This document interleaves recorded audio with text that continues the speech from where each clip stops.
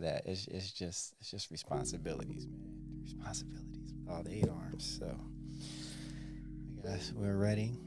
We're ready. I'm so happy to have Keisha back. Back in the studio. She just hopped on the team and I love it. Studio One. I'm excited. I Yeah, know. I'm glad you're here. Seriously. You're legit. You're legit. So Co-hosting a podcast. yes you are. Look at Oh, that. sugar. Making moves in 2021. Yes. I like it. All right. All right. And I'm telling you, the struggle is I real. feel like I'm short. Don't say well, anything. because you You are. know what? this part's not being recorded, is it? Yeah, we're on. We've been on. You hear the Uh-huh. music. We're on. These are the bloopers. No bloopers. Welcome back to another episode of the In Paradigm. No, this is just the In Podcast. The In Podcast. Yeah, my bad. But make sure you check out Paradigm Shifting. It's a one-man show. It's just me, but it's short, it's sweet, and I feel very helpful and beneficial to you. So please check that out. It is under the In Podcast. So wherever you subscribe and just look, the difference is it says Paradigm Shifting after the In. Why are you messing with the mic, Keisha? I thought we had it straight.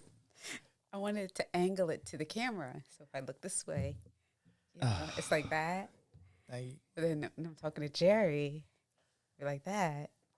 Uh-huh. See? There's a reason, man.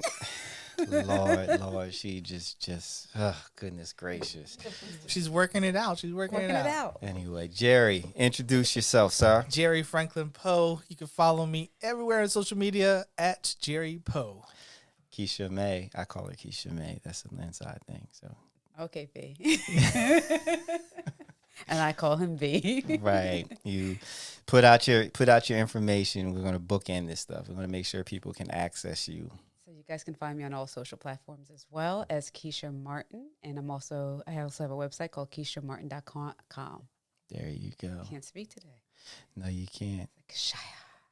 Keshaya, yes, Keshia. There we go.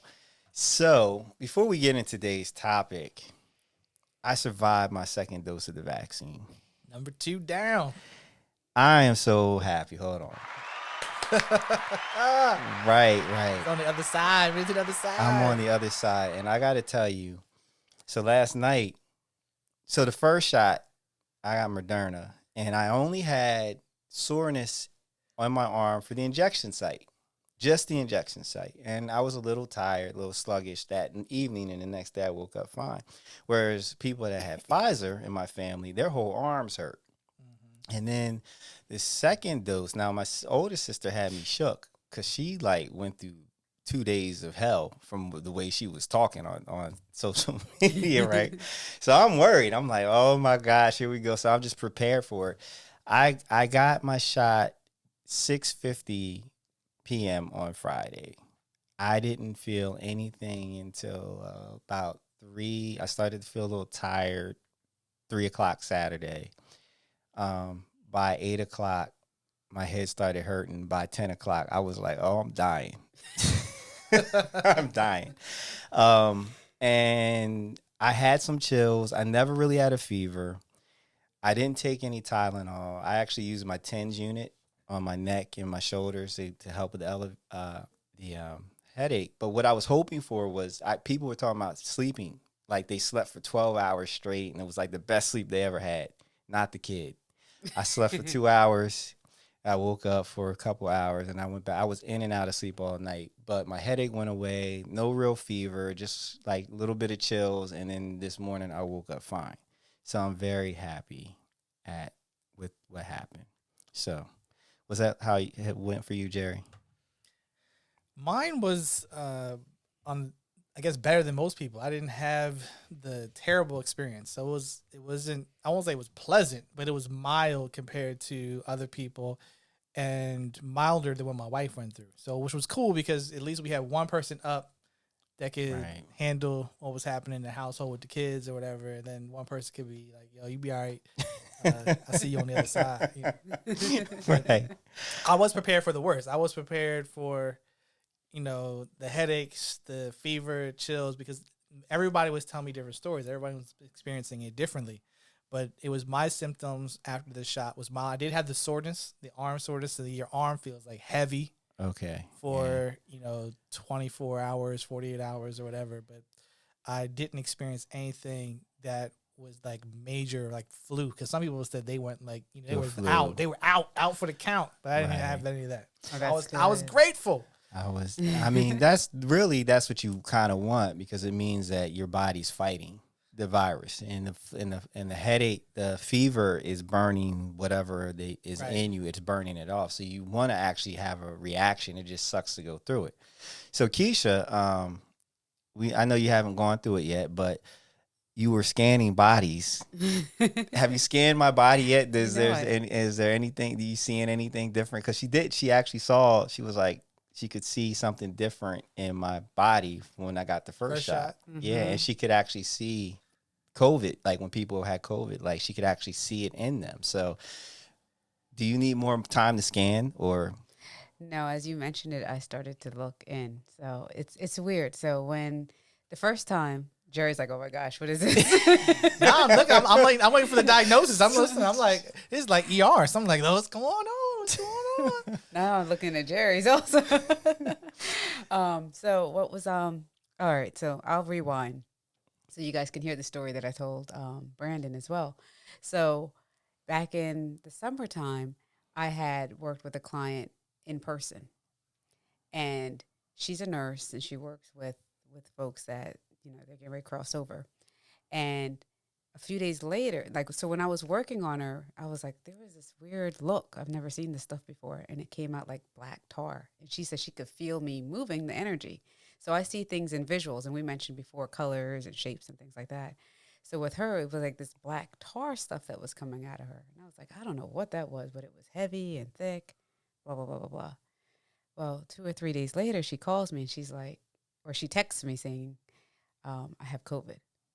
And I was like, oh my God. She's caught. So I run and go get my test and I'm fine. And then I was like, I wonder if that's what it was. If Right. It was COVID. And then so I wasn't sure. And then I had other folks like family members and stuff that end up catching COVID. And then I would I would like scan in and it looked the same. So I was like, oh shoot, maybe that's what it is. It's this black. That's how it looks to me. It's like this black tar. Just like when my daughter had like fibromyalgia, her thing looked a certain way. Next time I'll bring pictures so you can see what I draw.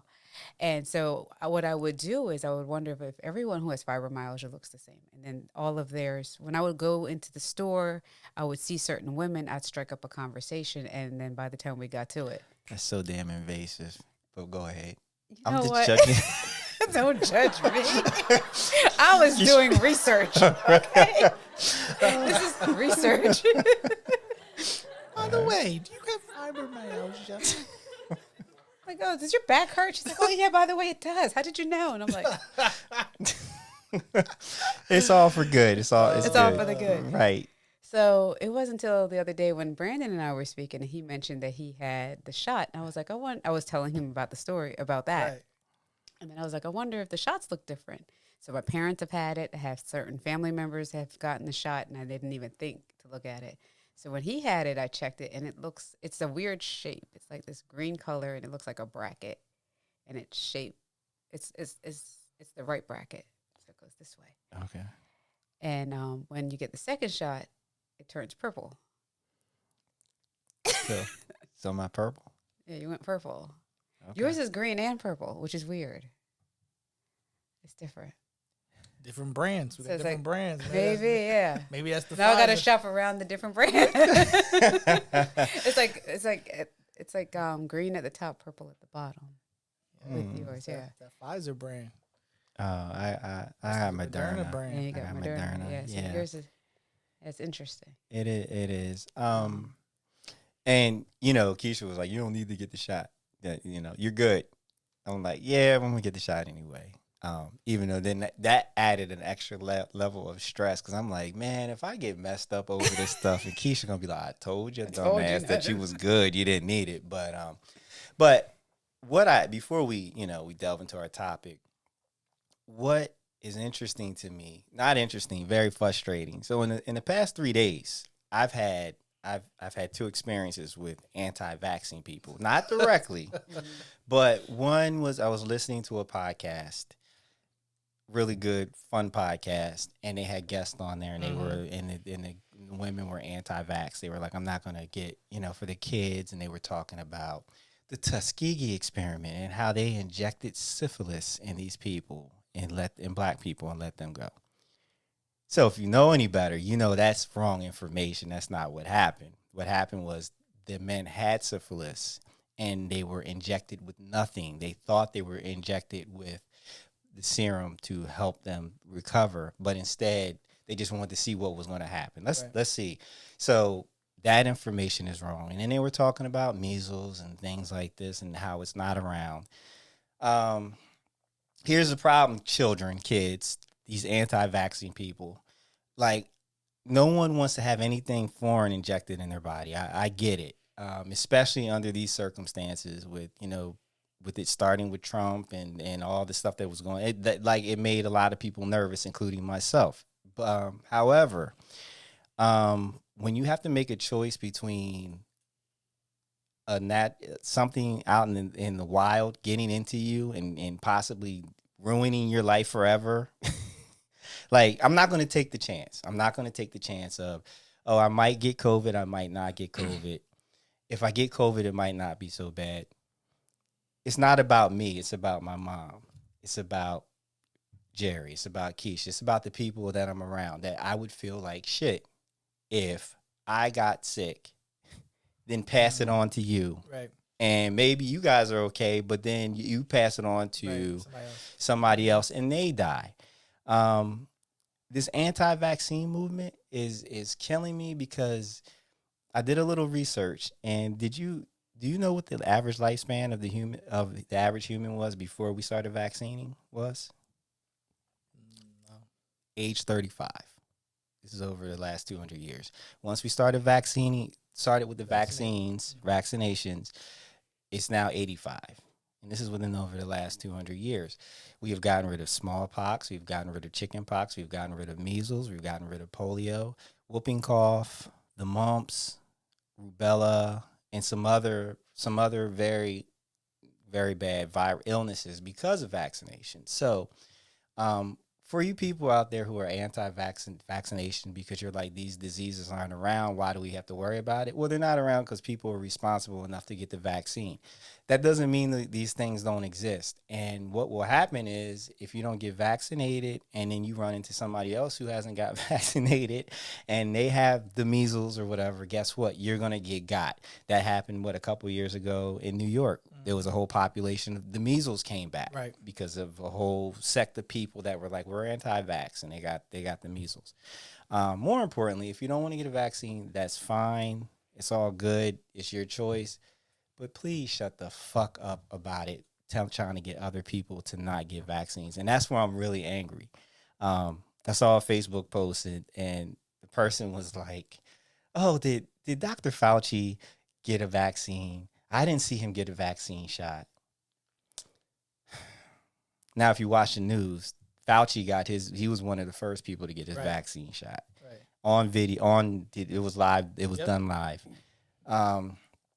But under the post, there were several people that were like, no, he didn't get it. He didn't get it. He didn't get it. So it's all these people that are wrong.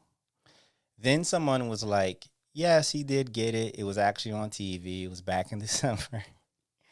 And then the person was like, they didn't get it. They injected water in them. I'll see Keisha's face so you can see that. Right. So here we are. They faked the moon landing too. That? Right? The moon landing was fake as well, right? It just all that trouble. My problem is like, okay, so you're choosing not to believe it, and you're operating from a place of fear. And rather just sit with your fear on your own, you got to go out and try to get other people to be fearful and not go along with it. I mean, I could get down with these folks if they didn't eat McDonald's, Popeye's chicken, and all that. So like, you're gonna tell me about vaccinations, but all the other chemicals that you put into your body on a consistent basis, on a daily basis, you know, people getting Botox in their face, and then they want to talk about getting a vaccination. So I would be cool, and I would listen to you if you were just living off the land, pure, you know, you weren't eating anything that was harmful to your body. You weren't eating potato chips and Doritos, you know, all that stuff. And Pepsi. You know, then I'd be like, cool, but you're already putting stuff in your body that's not great anyway. So it's like, you know what I mean? Like I have a hard time getting down with anybody telling me about my health regimen and what I should do when their jaw is not 100%. I understand that. So go ahead. Keisha about to look. She about to hit us with it. Blow up. All right. So I get you with the vaccinations, especially up till like when we were, you know, all the things that you mentioned before. But what, as a mother, and I think you have children also, Yep. I have noticed an increase in the vaccinations from the time like my firstborn. So I have one that's 22. How old is that one? 16 and 13. And I've noticed that within the last 10 years that they've increased the number of things that they're vaccinating for. They have. And to some degree, yes, there's other things that could come up that they need to create vaccinations for, so that way it'll protect us from whatever new viruses or illnesses that may occur. But at the same time, I also have noticed an increase of people with disabilities, autism, and things of that nature as well. So, and up until like we were born, or even my first child was born, I felt the vaccinations were very strong and we can really trust in them because it was really actually protecting us.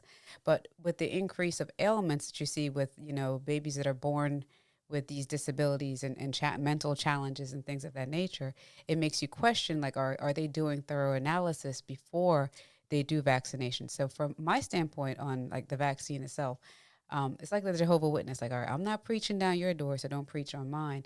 But I think that the facts also need to be more elaborate, or make people make educated decisions on should they do a vaccine or should they not do a vaccine. So for me, I have the gift of sight of being able to see body scans and to be able to say, okay, well, if that thing turns green, then it turns purple, what else is going to happen? Right. But not everybody else has that insight. No, of course. And then they're hearing about it's going to mess with your DNA. And a lot of folks don't even know what a DNA is, much less to, you know, so just hearing that, they get scared. And then that whole fear starts to kick in. And then it traumatizes folks, especially when they see that maybe they've lost a child.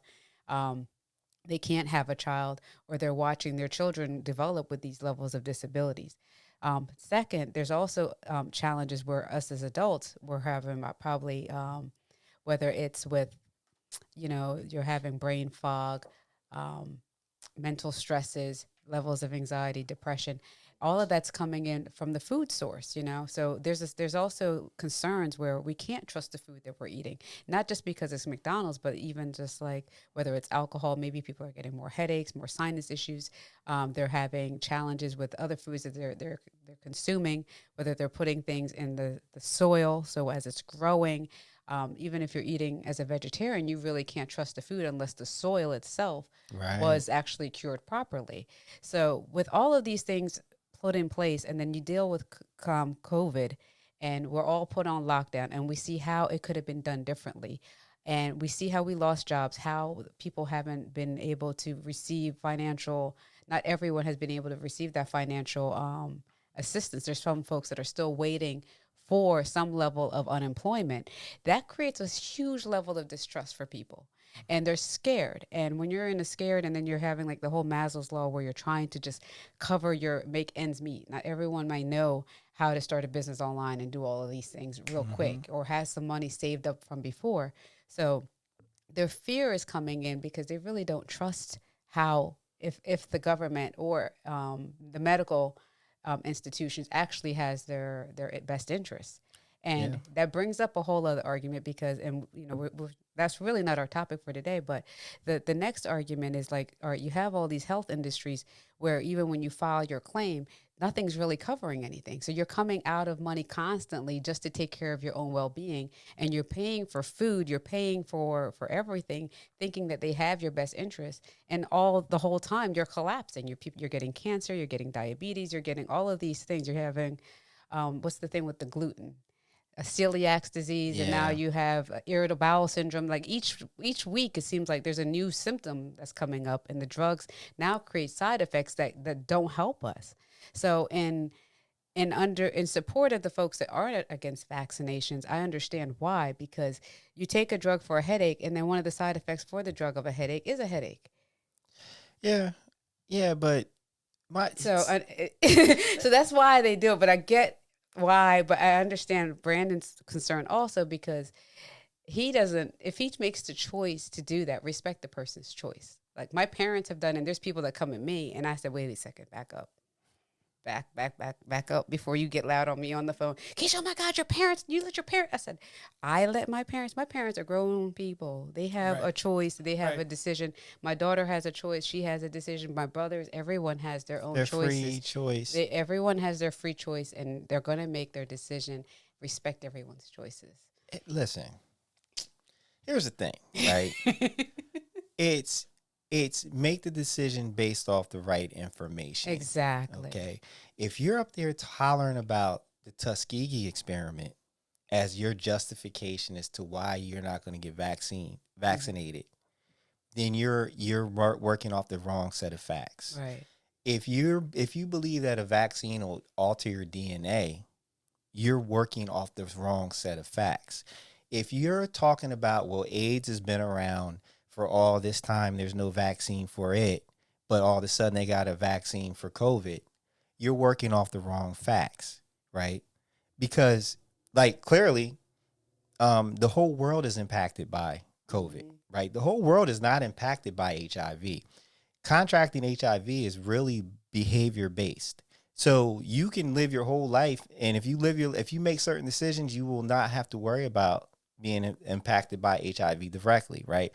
But you can just go outside and walk past the wrong person who sneezes or coughs, and you get COVID. So there's a motivation for the vaccine to have a rapidly produce a vaccine for COVID. Not to mention that COVID is based off of the common cold and the flu. So there's already a lot of information out there in terms of how you would make a vaccine for it.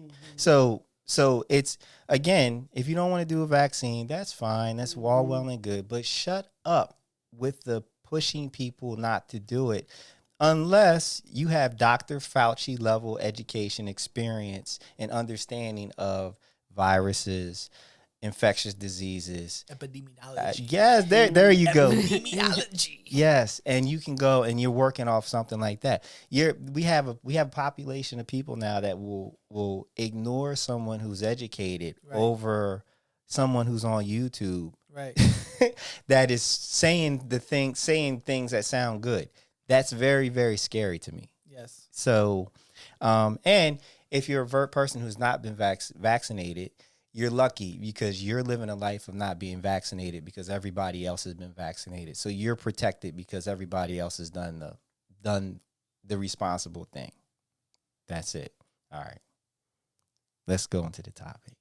I'm dropping the mic on that because I can keep going. I'm fired up. Fired up, ready to go. Yes. Jerry, what are we talking about today? We are talking about relationships. Well, what? And how to identify toxic people and unhealthy people and release them, letting them go to free yourself up to experience a life where you have wholeness, happiness, and joy. So you're talking about the anti-vaxxers and the Derek Jacksons of the world? That's it. And that's what you want to classify them as, then that's fine. But yeah, it's how to identify and free yourself from toxic, unhealthy people. Do you want to start with this, or would? I guess I can lead it. The idea stemmed from our previous podcast where Keisha was here and gracing us with her knowledge. It's just when we're talking about health, part of health is healthy relationships. Right. And sometimes we allow people to stay in our lives longer than their expiration date. And that becomes problematic for us because we are holding on to stuff that's causing problems. And then we're not really sure where the problems are coming from. Gotcha. One of the things that I had to learn a long time ago is that we train people how to treat us. And the things that we tolerate in our lives, the things that we endure, the things that we suffer through, we're giving permission. Sometimes we're giving permission to our problems. Right. Yeah. By allowing them to hang around and not resolving them. Yes. And I know that sometimes we have people in our lives we're like, well, we're wanting to help them or we're wanting to look out for them. But relationships, in my opinion, are a two-way street. Like friendship is a gift. One of the things I teach my daughters is that friendship is a gift. It's one of the greatest gifts you can give to people, but everyone doesn't deserve that gift. Everyone does not deserve the gift of your friendship. And there are certain levels you can allow people to have in your life. And I bring it back to the Old Testament. In the Old Testament, when they had the temple, they would have the outer court, the inner court, and the Holy of Holies. But only certain people could get into the Holy of Holies. And if you weren't right and you got into the Holy of Holies, you'd be struck down dead. So I very few people who've gotten into the close-knit part of my life. And I have a lot of people who are on the outer court. I have a lot of people who are in the inner court, but it's very few that let get into the Holy of Holies because that's the part where people can hurt you the most. To get, when people get the closest to you. Okay. All right. So I'm going to ask Keisha, the newest member of the N podcast team. How do you identify? Well, how do you identify the toxic people in your world? And how do you identify them? What traits are you looking for, or have you experienced that cause you to be like, you know what, I have to, I'm gonna have to put some distance in between you and I. Oh yeah, that's definitely been on this planet for a couple years, so definitely have experienced that, and they can come in different forms. It could be physical, verbal, as well as like emotional. So like the physical, of course, is obvious if somebody is like possibly hitting you or doing things actually abusive to you, as well as how they're treating you physically.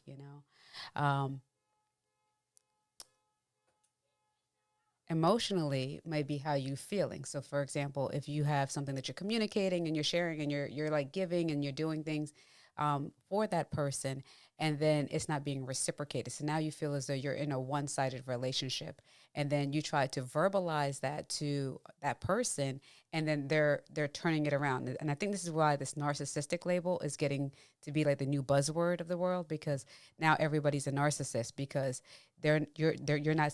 Actually, what's happening is that person's not being heard. So that toxic, the person that you're labeling as toxic is not listening to you, and you're feeling unseen and unheard from this person because you're saying, you know what, I didn't really like when you did this the other day. This is how it made me feel. And instead of that person addressing you, they're saying, I don't know why you're feeling that way. You're being too sensitive. Or you know what, you're really upset over that. And then they're patronizing you and putting you down. And now you're like, okay, but when I did something wrong with you, you told me, I took it, I apologized, but yet if I mention something back, right, there's something wrong. So right there's an emotional block. And I think that's one identifier from that person. And it may not be that they're narcissistic, but maybe they're just unable to deal with their own emotions as well, And there are narcissists, but that's a whole other level of abuse right there. And then, so as I said, physical, emotional. What was the third one? Verbal. Verbally. Now they're communicating to you in a way that's wrong. So they can come off in different ways as well. This can be, maybe they're that friend that calls you just to vent all the time. Yeah. So now they're draining you. So every time they have something wrong, they just need to vent. And that's when they're calling and they're like, brrr. And when you're done, you feel drained.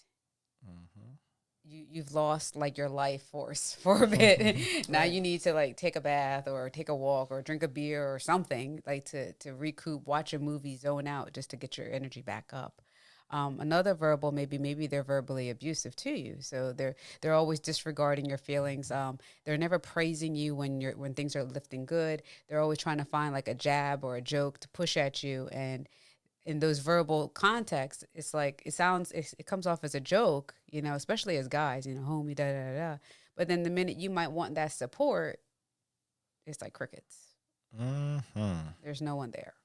And these are like the element, and same with social media. So, for example, if you're an entrepreneur, we have this podcast right now. People aren't liking, they're not sharing, They're not commenting. They're not commenting, but then they're like, yeah, I did see that you're doing that podcast. That's the bullshit. Right. Facts, right? And then, like in the back of our mind, we're thinking it, but we know you can sense the energy. If I bring this conversation to this particular person, say, well, why didn't you hit like or share it? They're going to get defensive. Mm-hmm. Or they'll have a reason. They'll have a justification for why. And that's their self-sabotaging belief that we all have one, this little persona inside of us that would like to create, and it validates something from strength, and that strength is coming from all their past mistakes and all their past issues. Right. And it sounds legit, but it's like all BS.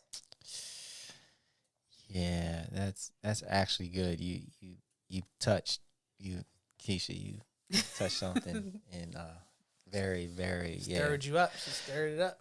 Yeah. No, because I actually I've been dealing with that with someone that I've known for a long time, and like all of those things. Now, I've come to acceptance. I'm not even upset about it or angry. It's like, all right, they're not my friend. Right. That's what hurts. Yeah, and I mean, and it's like I still love the person, and I hold them in a certain regard, but I don't really want to deal with them. I don't want to talk. I don't want to be around. I don't. It's really weird, and it's because of all those things you've touched on those things. Like, oh, you listen and watch the podcast, and you have very nice things to say about it to other people and to your face, but not behind your back. No. It's other people have come to me. Oh, we're mutual friends, and they're like, yeah, we were talking about your podcast and blah, and how good it is and everything like that.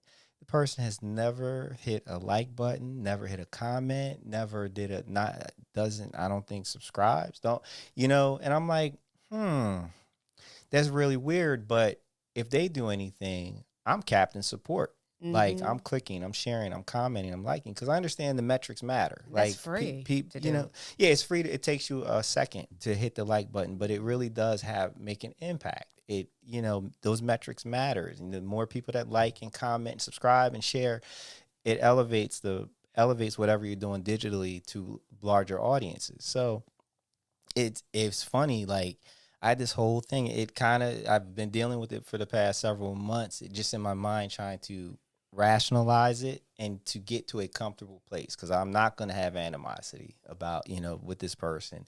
I'm not going to burn a bridge or blow up the relationship, but I am at a point where I'm trying to figure out what is the right cadence for our relationship moving forward. How often are we going to talk? When am I going to check this person? Because they're a person that often says inappropriate things. And now I'm going back to our whole relationship, and different things are flashing in my head that they said and that they did. And I'm like, oh, that was a low key jab at me. Mm-hmm. Like, it was a compliment, but it was really a jab. You know what I mean? So yes, Keisha, you stirred things. Maybe it messed up with my purple. It might change the color purple of my my vaccine, but wow, you hit the nail on the head. It was very beautiful. Which ties into boundaries. Mm-hmm. One of the things that she was describing is an emotional vampire. Mm-hmm. That's what a lot of those characteristics show up as. The people who they bring drama to your life, and they suck away your energy, right? So you may want to release that person. You may want to still keep interaction, because sometimes it can be family members. Mm-hmm. And what we have to do is look at our boundaries and creating the boundaries and creating the expectations for how you want the relationship to be that's going to be healthy for you. Sometimes we base our interactions and our relationships on what we want to do to make the other person happy. We don't want them to be upset with us. We don't want them to be mad at us. So we're doing things where we're putting ourselves in vulnerable positions in order to appease other folks.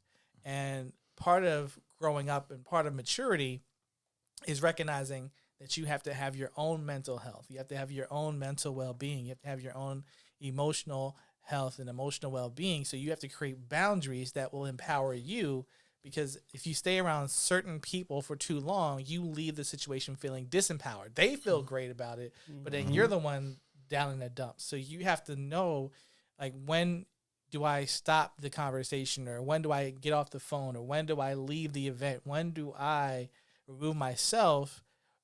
Because if I stay too long, eventually I'm the one that is feeling drained or feeling down or whatever. Well, honestly, you just triggered something with me with what you said. In a way, if you don't say anything, you're not being fair to yourself, nor to the person, nor the relationship at all. Because some toxic situations are very solvable.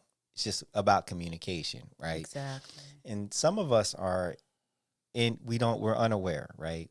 We don't realize that we're being toxic, or we don't realize that these are certain things that we do that rub a person the wrong way. So it is very important to let these emotional vampires understand that, hey, you're doing A, like, how come you never call unless you need something from me? Like, my phone never rings.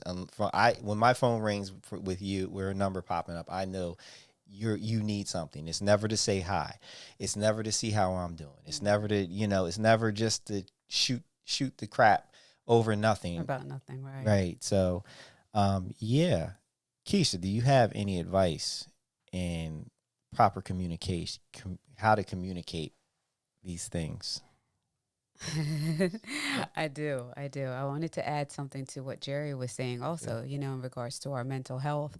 And it was piggybacking from, the venting, Now, these are congruent with one-sided relationships where one person's doing all of this, but yet you're not reciprocating, or that reciprocation's not being held, whether it's on the phone or in person over a coffee or whatever the case may be. Now, which is why we need psychiatrists or therapists, because apparently the ones who have gotten dumped on don't have friends that will listen, or doesn't have that source that will listen to them.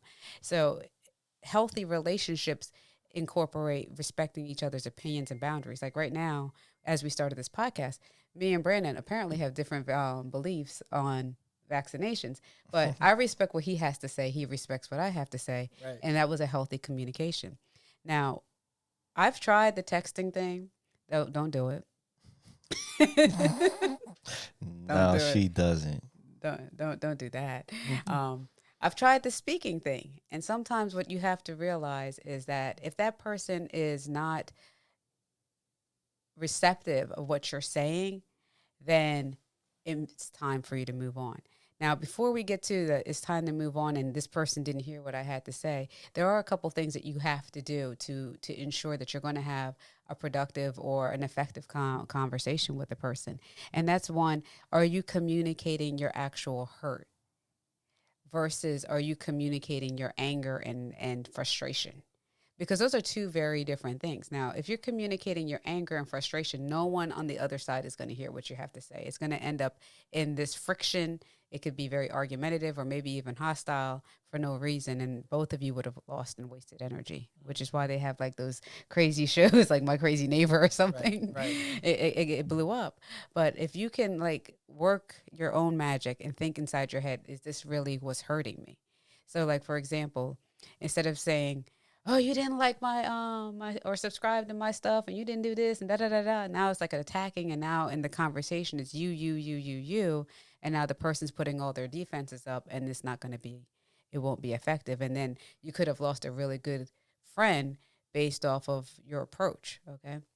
Now, the second thing is if you kind of dig in and be like, what's really bothering me here is not that you didn't like or subscribe. It's that you're not supporting me. I thought we were friends, and it's kind of hurting that you're not there. Good. Now that's a different conversation. And it gives more room and feedback for that person to think. And most likely they won't put their defense up. If they put their defense up, I think you got your answer on where y'all stand as friends. Yeah, that's a great point. It is. It's almost like I prefer writing.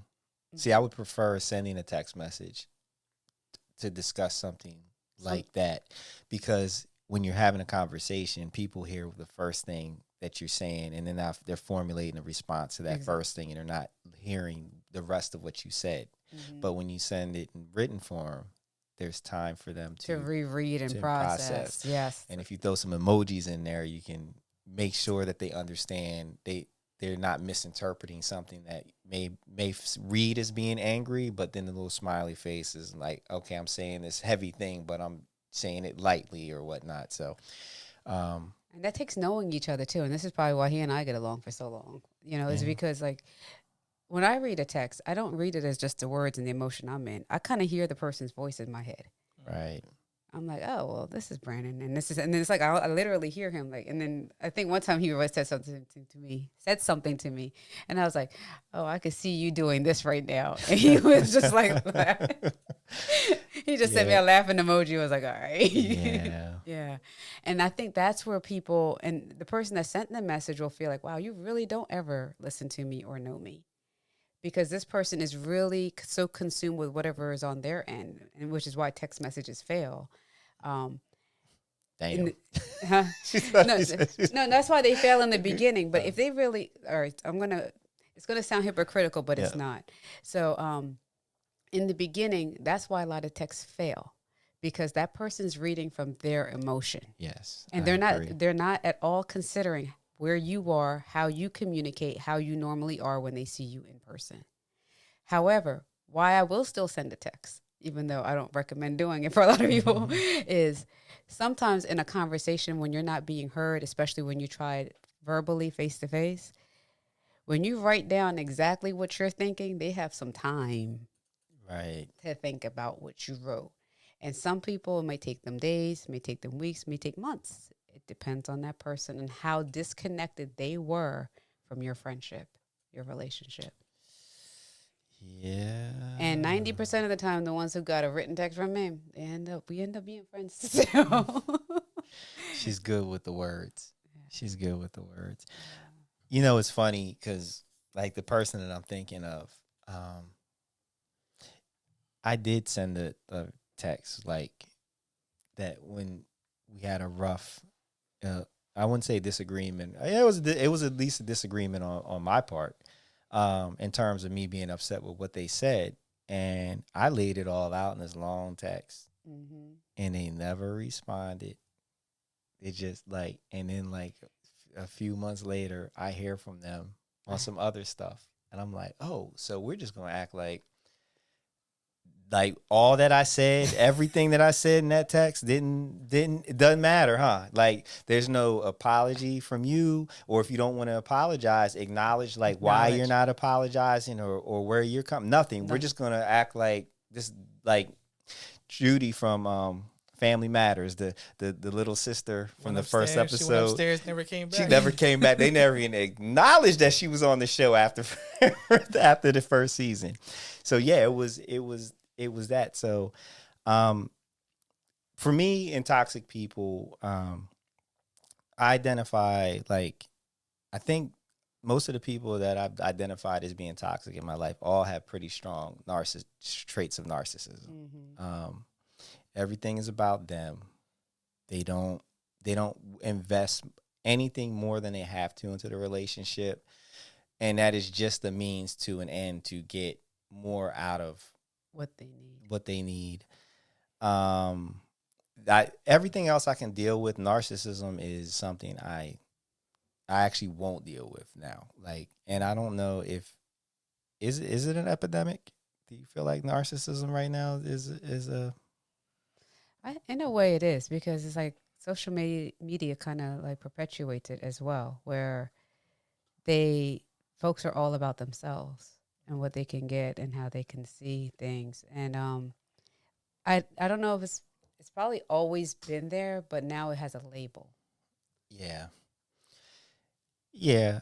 Like, And then so Jerry, looks like you had something to add to Yes. that too. Well, I mean, it depends on. There's different levels to everything. So we're talking about people being selfish, people having the need to be the center of attention. Those things have always been there. We didn't always label them as narcissism.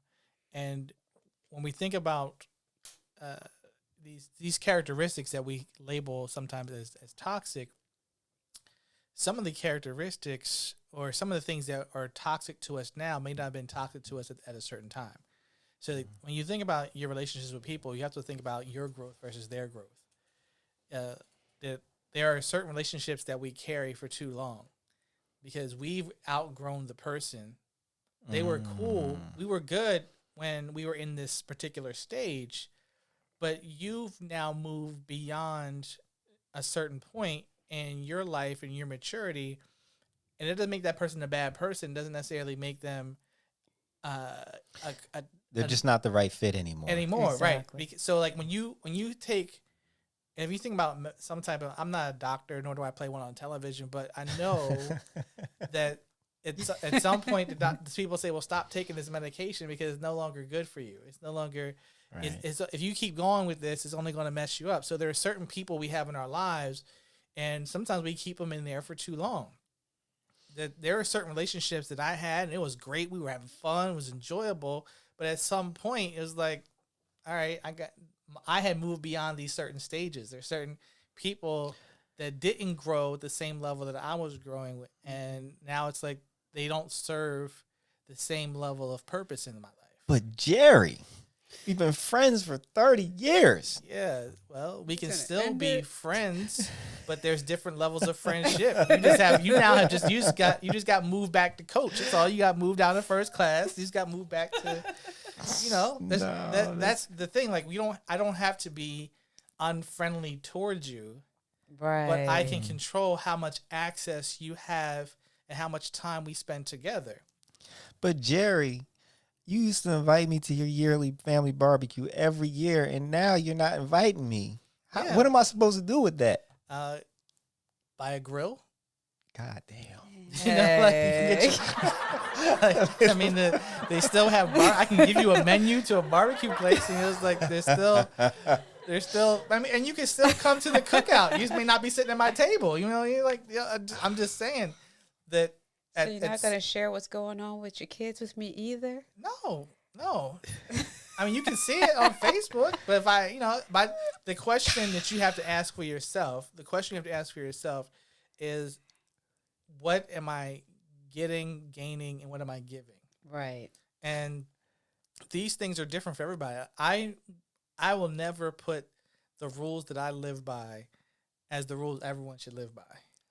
Right. I have different standards I've created for myself, and for some people, they may not be as harsh or cold or whatever you want to classify it as me. It's just I can be laser focused at some points in my life, and like, okay, this is no longer serving me. This is no longer empowering me. And every time I have a conversation with you, it's like I'm leaving that conversation like wondering, what was that all about? Like, Man, you are redefining the level of savagery light-skinned men roll with. I think I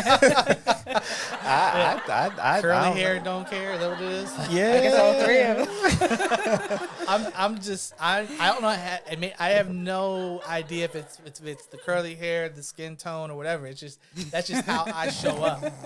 That's just how I show up. Now, again, I care about a lot of people. I'm loyal to a fault, but the challenge with that loyalty is that a lot of times it's not reciprocated. You're right. Right. So then Yes. I got to evaluate to say, well, how much am I leaving myself out there where it becomes I'm making sacrifices that are hurting other people in my life. So am I making sacrifices that are taking me away from my family to help support you, but then I never see you, I never hear from you, I never get any type of thing. So I'm gonna advocate. I'm a devil advocate on this, and it's really just food for thought. So what I've been told in my past from people that I've said, like, I don't get shit from you. Like, there's never been a time that Keisha could pick up the phone and ask for something and I'm not there. And there's never been a time where I would give you my last so you could have extra. And like, you can count on me, but there's never a time that I can think of that when I needed help from you, I'm not getting it back. And if I get anything, I had to pull teeth in order to get that from you. I've had this conversation with numerous people in my life, and what I've heard the most is that because they felt like I was doing all right in life, I didn't need their help because they looked at me like, hey, you're up here, you're doing this and that, you're doing very well. So I just thought that, I didn't realize that you would need. I kind of understand it, like, and just if I go into Brandon being a child, I would never think that my parents would need my help. Why? Because they're my parents and Right. so if you have this dynamic, if you have a relationship with someone and you feel like they feel like you're doing better than they are, well, why would the person that's doing better than they need anything from, does that make sense? Mm-hmm. I think there's a balance to it. So one of the things I may be known for as my brand is that you may not get a birthday card or Christmas card for me Well, damn. on a consistent basis, right? Well, he just knows who he is. But if God you, damn. but if it's 3 o'clock in the morning and you have a flat tire, I'm out the bed. Right. That's just the guy that I am, the dude. Like, yo, so yeah, you may not 5 be getting love languages. you Right, Acts yes. of service, Acts and of he's service. right. You you Acts may of not be service. getting, all that stuff because I just believe that I need somebody to be there that I can depend upon the whole year, not just on the special moments, right? Yeah. And that's just how I show up. So I might not talk to you every day for a long time, but you call me up like, yo, man, this is going down. I'm like, all right, I'll be there. I'm strapping the boots on right now. I'm on my way. Going to war. And there are certain people, when you talk to them, you never hear, how are you doing? Mm-hmm. Yes. It's always like, yo, here's what's going on with me. It's never about, well, what's going on with you.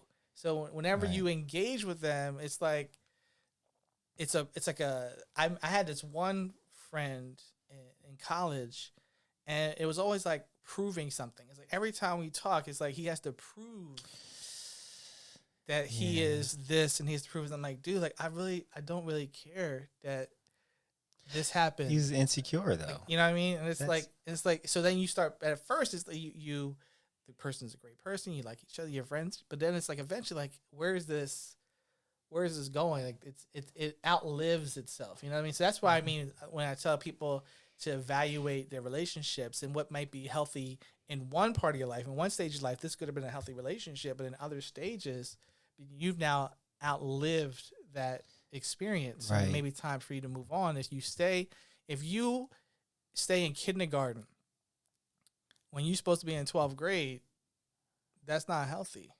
Mm-hmm. Right. At some point, the desk doesn't fit anymore, and you got to get out that desk. You can't just stay there. So that's where people are sometimes in their life. They stay in a position, in a relationship for longer than they're supposed to be there. Right. Well, all right. So foundationally, a healthy relationship is comprised of two people who are both willing to do what it takes to continue the relationship. Participate. It doesn't matter if Exactly. it's romantic, if it's professional, if it's platonic, whatever. You have to have two people that are saying, "Okay, I like you. I want you in my world, and so I'm going to do what I need to do in order to make this work." And if the other person does it, you're good money. You're going to have a healthy relationship. Relationships only fail when one of those people decide that they no longer want to put in on the relationship, right?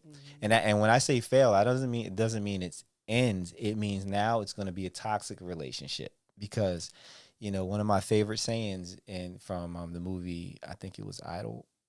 Was it Idlewild with Terrence Howard? No, was he in? I forget, but he was like, he said, the person who's least interested in maintaining a relationship will always dominate the relationship.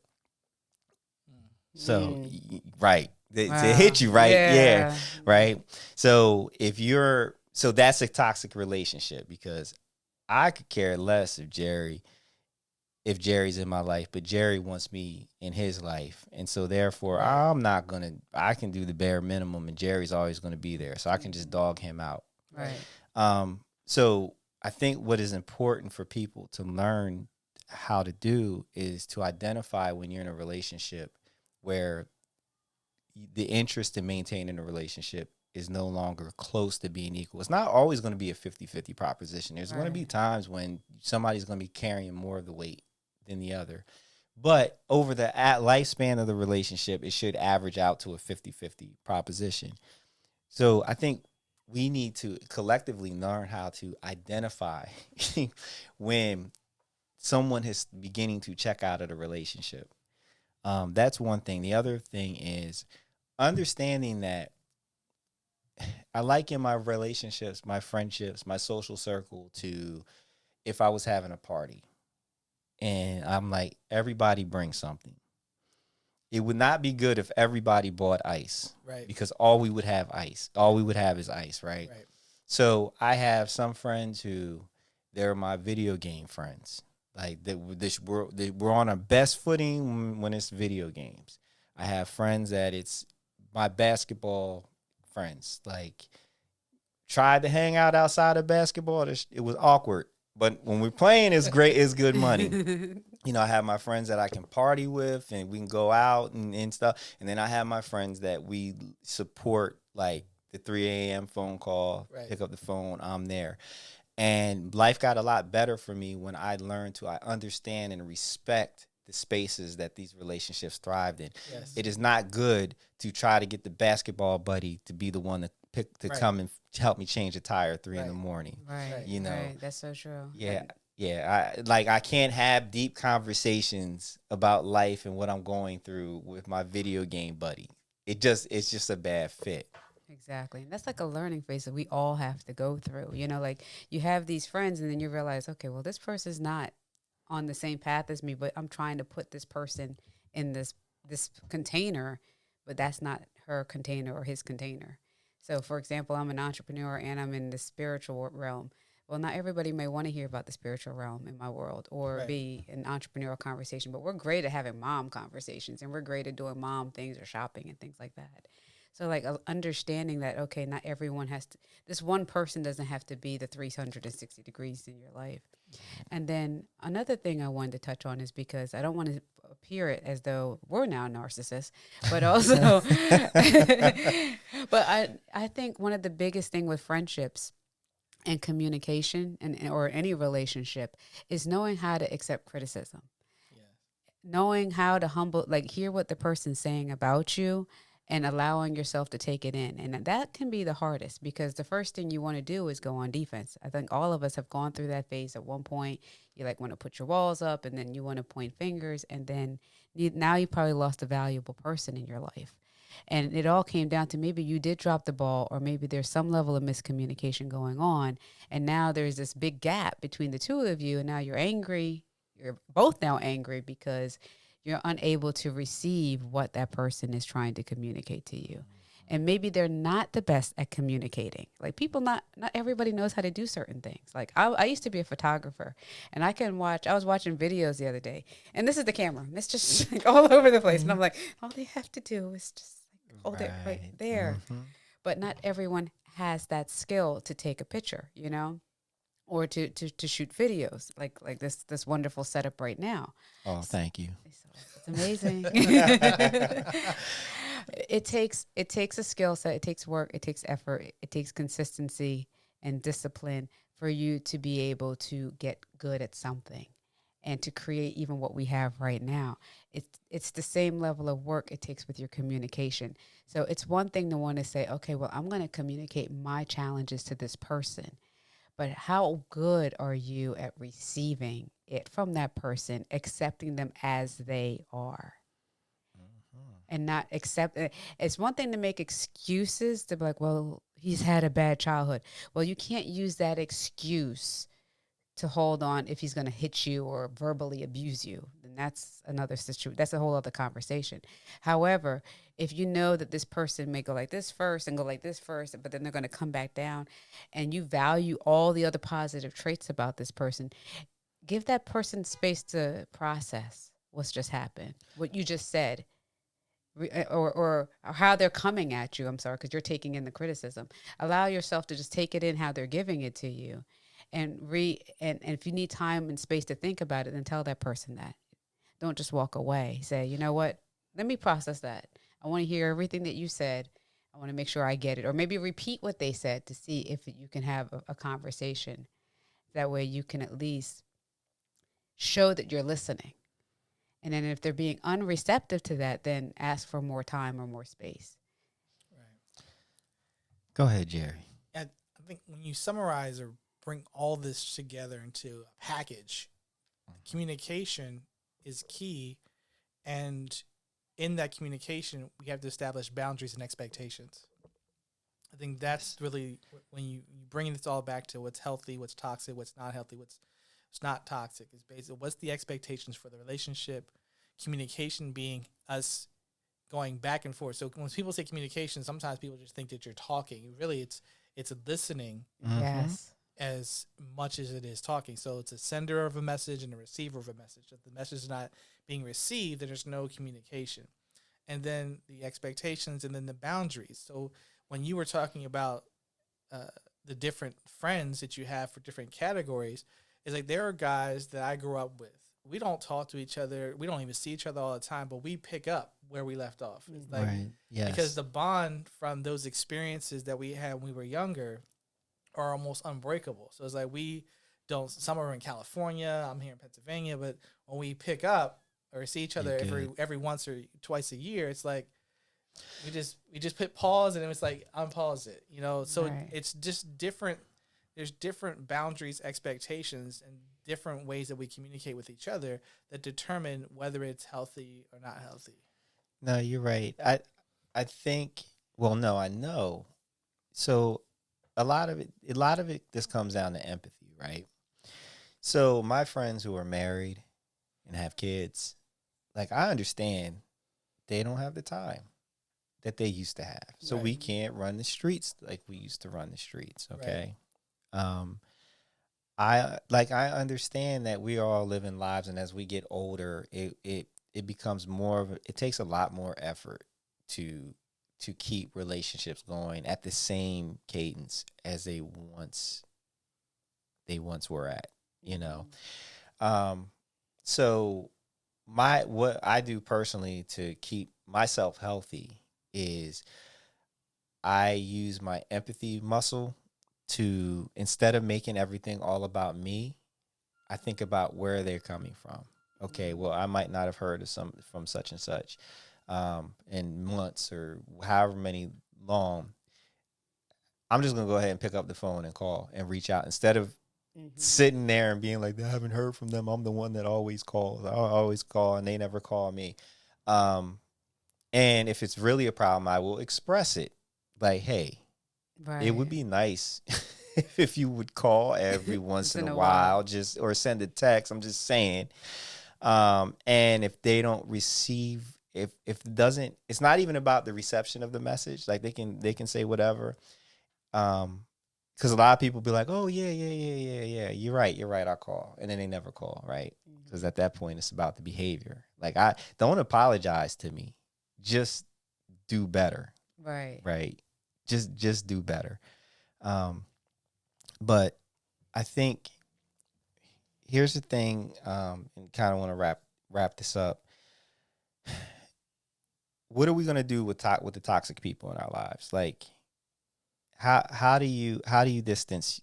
How do you close the door on it? How do you fix a toxic relationship situation? I've gotten to the point where I tell them this relationship isn't the same anymore. I bet you do, Keisha, in that calm way. She with a nice voice, like, this is not working for me. No, we can still be cool. And this is actually someone's gonna watch this like, oh, she told me this.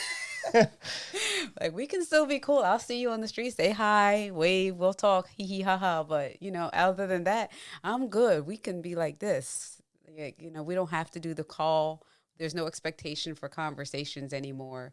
I don't have to rely on you as my go-to person because I realize this isn't a space for you. Like, maybe it's too much, or maybe you got things going on. We're on different paths because I've rationalized that, okay, it's a track race in a way. Like, we each have our own individual path. But when we're running that race, you don't slow down for the next person. You have to move at the pace that's comfortable for you. So maybe you're trotting, or maybe you're going like like You're a third. sprinting. You're sprinting. There you go. That's the word. That's the Yeah. Thank you. You're welcome. So You gonna thank Jerry? She was sending it through. She was channeling it through me. Thank you, Okay, Jerry. That's support right We there. got it on film. She looked at Jerry and said, "Thank you." I was the baton. I was passing the baton. I'll just do better. Thank you, V. You're welcome, Keisha May. We're working in real time now. So I would tell them that this is where we are. I lost the whole race thing. So sprinting. Sprinting, trotting, walking, right? Crawling. But and maybe you guys might catch up. Like in long distance, maybe the person that was going really slow will start to speed up, and then you'll slow down, and then you guys can reunite and pick up where you left off, because somewhere in between you went like this, whether it was personal development, life situations, life took you like this. And then you kind of come back in, and then maybe 5 years later, 2 years later, 6 months later, you guys can reconnect where you left off after conversation. But to end the toxic relationships, I usually tell them, I think it's fair. I don't have any law. I mean, I might be upset, but then I don't hold on to things. And especially if I talk to that person one-on-one, via text or phone. Right. But I'm very upfront about, okay, this isn't working. So we're going to do this. All right. Yeah. So that's good.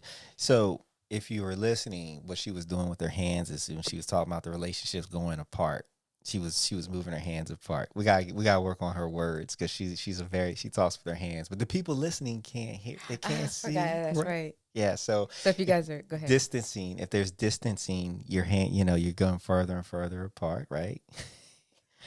Thank you, and B. You're welcome, Keisha May. And then, you can say something and maybe you can come back together, get closer. The phone calls can become more frequent. Maybe you can have lunch or brunch or dinner once a month, Those conversations don't always go well, but I mean, at least I know where I'm at. And I think that goes with the boundaries Jerry was saying. And boundaries I think we could have another podcast on boundaries another day, but. Yes, we can. You can do is what? I own the studio. That's right. You can do it. So, no, Jerry. Jerry, how do you eradicate toxic relationships out of your life? And I'm sure it's going to be light skinned girly head gangster.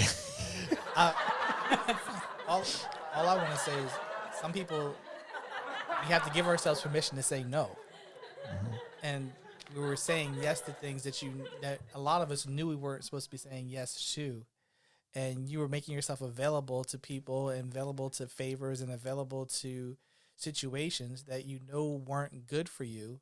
So learning how to say no to people, and no, I'm not available. I'm not going to be helping out with this. I'm not going to be helping out with that. So it goes back to one of the things I said earlier, is you have to train people how to treat you. And a lot of these folks that are toxic or unhealthy, once you start telling them no and I'm not available, they go to other people and they leave you alone. And that allows you the freedom, that allows you the ability to prosper and have peace. I like peace more than I like drama. Now, there's no such thing as a drama-free life, but I don't like the unnecessary extra drama. Mm-hmm. So I had to give myself permission to say, you know what, nah, I want to pass right now. I'm not going to be there. I can't make it. I can't do this. I cannot do that for you at this moment. I'm not available. And by having those conversations with people and saying no to things that I used to say yes to, some people just stop calling and stop showing up. Yeah. Yeah, that goes too. Yeah. So the way I deal with toxic people is I just disappear. I don't. And I don't know. It's probably not healthy to do it that way. Um, I guess I have to be better at having those difficult conversations. Even though when I've had those conversations, it's never really worked out really good. So, so what I've done is, again, like, you just won't hear from me anymore. You won't, you know, I'll quietly unfollow you on Facebook, so you won't be popping up in my feed. On that too. Yeah. You thought I was gangster. He's ghosting people. He's ghosting, right? He's ghosting, and I'm the gangster, right? Yeah. I need to practice that more though. It's like less. Like just fading. Just fading. Yeah, and the Yeah. reason why I fade is because I find, and this is not fair. I will admit, Right. it's not fair because I'm not giving a person the opportunity to make the proper adjustments.